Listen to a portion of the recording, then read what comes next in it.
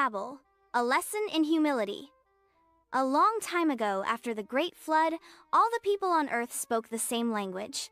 There were no different words, no misunderstandings. Everyone could communicate easily. The people traveled together and settled in a wide, open land called Shinar. One day, as they worked together to build homes and cities, a mighty leader named Nimrod stood before them. "Listen, my friends," Nimrod called out. "We are strong when we stay together. Let us build a great city with a tower so high it reaches the heavens.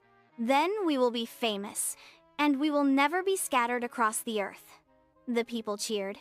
"Yes, let's build the tallest tower ever." They worked day and night, making bricks from clay and baking them in fire. The bricks were strong, and the people stacked them higher and higher. Soon, the tower was taller than any tree. Taller than the hills. It seemed like it would reach the sky. But high above, God looked down upon the city and the tower. He saw how proud the people had become. Instead of trusting him, they wanted to make a name for themselves. Instead of filling the earth as God commanded, they wanted to stay in one place and build their own greatness. God knew that if they succeeded, their pride would grow even more, and they would forget to rely on him. "They are one people with one language," God said. "If they can do this, nothing will be impossible for them. Let us go down and confuse their language so they will no longer understand one another."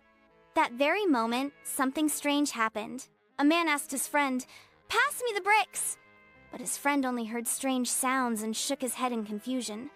Another worker called for water, but the others didn't understand. Everywhere, people were speaking different words, and no one could understand each other. Confusion filled the city. Workers argued, builders shouted, and the once united people became frustrated. They could no longer work together. Finally, the people gave up. They left the city in small groups, each speaking a different language.